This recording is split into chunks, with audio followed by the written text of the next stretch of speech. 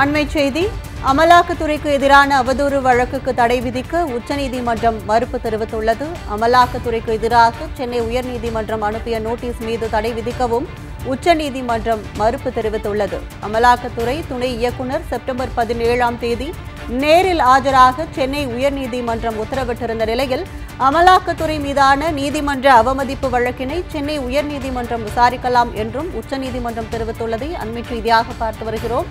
அமலாக்கத்துறைக்கு எதிரான அவதூறு வழக்குக்கு தடை விதிக்க உச்சநீதிமன்றம் மறுப்பு தெரிவித்துள்ளது.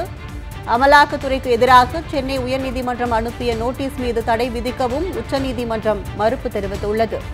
அமலாக்கத்துறை துணை இயக்குநர் செப்டம்பர் 17ஆம் தேதி நேரில் ஆஜராக சென்னை உயர்நீதிமன்றம் உத்தரவிட்டிருந்த நிலையில் அமலாக்கத்துறை மீதான நீதிமன்ற அவமதிப்பு வழக்கினை சென்னை உயர்நீதிமன்றம் விசாரிக்கலாம் எனவும் உச்சநீதிமன்றம் தெரிவித்துள்ளதை அண்மைச் செய்தியாக பார்த்து வருகிறோம்.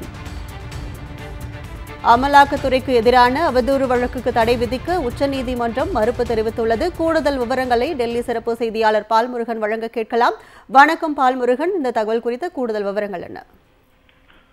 அது டாஸ்மாக் வழக்கில் சென்னை உயர்நீதிமன்றமானது அமலாக்கத்துறைக்கு எதிராக நீதிமன்ற அவமதிப்பு நோட்டீஸ் அனுப்பியிருக்கிறது. இதற்கு தடை விதிக்க தற்போது உச்சநீதிமன்றம் மறுப்பு தெரிவித்திருக்கிறது.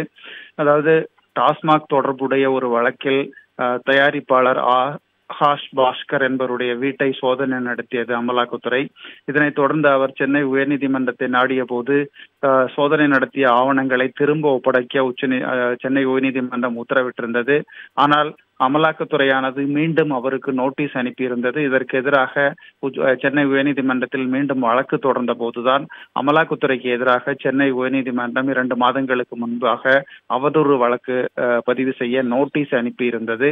இதனை எதிர்த்து அமலாக்கத்துறையானது உச்சநீதிமன்றத்தில் தொடர்ந்த வழக்கு இன்று விசாரணைக்கு வந்தபோது இந்த அமலாக்கத்துறை நோட்டீஸுக்கு தடை விதிக்க உச்சநீதிமன்றம் மறுத்துவிட்டது.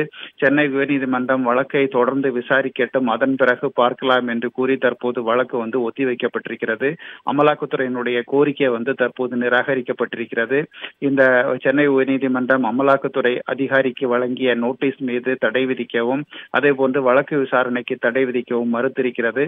ஏற்கனவே செப்டம்பர் 17ஆம் தேதியன்று அமலாக்கத்துறை அதிகாரி, அதாவது கூடுதல் அசிஸ்டன்ட் இயக்குனர் நேரில் ஆஜராக வேண்டும் என்று உத்தரவு பிறப்பித்திருந்தது. அந்த நோட்டீஸுக்கும் தடை விதித்து தற்போது தடை விதிக்க உச்சநீதிமன்றம் மறுப்பு தெரிவித்திருக்கிறது. கூடுதல் விவரங்களுக்கு நன்றி பால்முருகன்.